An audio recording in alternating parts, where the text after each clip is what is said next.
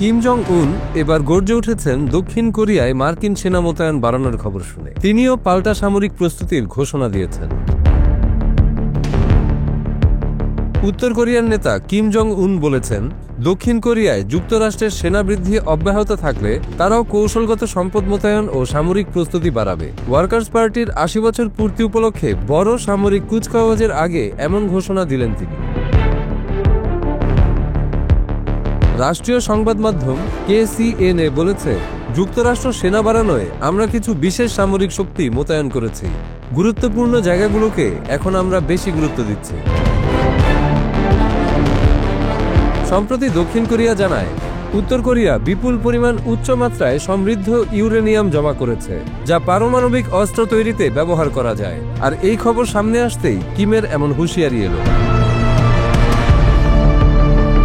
একটি সামরিক প্রদর্শনীতে কিম বলেন, আমি বিশ্বাস করি শত্রুদের এখন ভাবা উচিত তাদের নিরাপত্তা কোথায় যাচ্ছে। তিনি আরও বলেন, আমরা অবশ্যই অতিরিক্ত সামরিক ব্যবস্থা নেব। গত কয়েক সপ্তাহে কিম শীর্ষ কর্মকর্তাদের দেশের পারমাণবিক ঢাল ও তরবারি আরও শক্তিশালী করতে নির্দেশ দিয়েছেন। তিনি বলেন, একমাত্র পারমাণবিক পাল্টা আঘাত দিয়েই উত্তর কোরিয়ার নিরাপত্তা নিশ্চিত হবে। 10 অক্টোবর অনুষ্ঠিত হতে যাচ্ছে দেশটির বড় সামরিক কুচকাওয়াজ। ওই দিনই উত্তর কোরিয়ার ওয়ার্কার্স পার্টির ৮০তম প্রতিষ্ঠাবার্ষিকী। এই অনুষ্ঠানে দেশটির সর্বাধুনিক অস্ত্র ও সামরিক শক্তি দেখানো হবে বলে ধারণা করা হচ্ছে। দক্ষিণ কোরিয়ার সংবাদ সংস্থা ইয়োনহাব জানিয়েছে, কুচকাওয়াজে নতুন প্রজন্মের ওয়াসং-20 আন্তঃমহাদেশীয় ক্ষেপণাস্ত্র প্রদর্শন করতে পারে পিয়ংইয়ং। এমনকি এই ক্ষেপণাস্ত্রের পরীক্ষামূলক উৎক্ষেপণেরও সম্ভাবনা রয়েছে।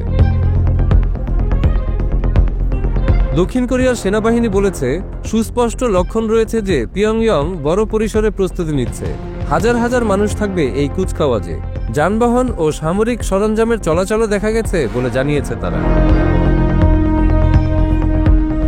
যদিও ট্রাম্প প্রশাসনের সময় কিছুটা কূটনৈতিক অগ্রগতি হয়েছিল, তবুও উত্তর কোরিয়ার নেতা কিম জং উন এখনো যুক্তরাষ্ট্র ও দক্ষিণ কোরিয়াকে লক্ষ্য করে কঠোর বক্তব্য দিয়ে যাচ্ছেন।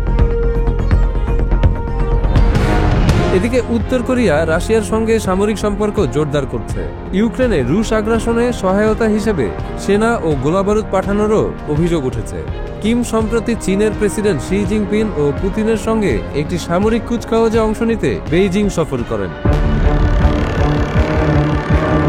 যুক্তরাষ্ট্র ও দক্ষিণ কোরিয়ার সঙ্গে উত্তেজনা বাড়ায় পরিস্থিতি আরও জটিল হয়ে উঠছে। কিম জং উনের সাম্প্রতিক ভাষণে যেমন শক্তির প্রদর্শন রয়েছে, তেমনই রয়েছে ভবিষ্যতের অস্থিরতার স্পষ্ট আভাস। বিশ্লেষকদের মতে, পারমাণবিক ইঙ্গিত ও সামরিক রণনীতি এশিয়া অঞ্চলে নিরাপত্তার ভারসাম্যে নতুন করে নাড়া দিতে পারে।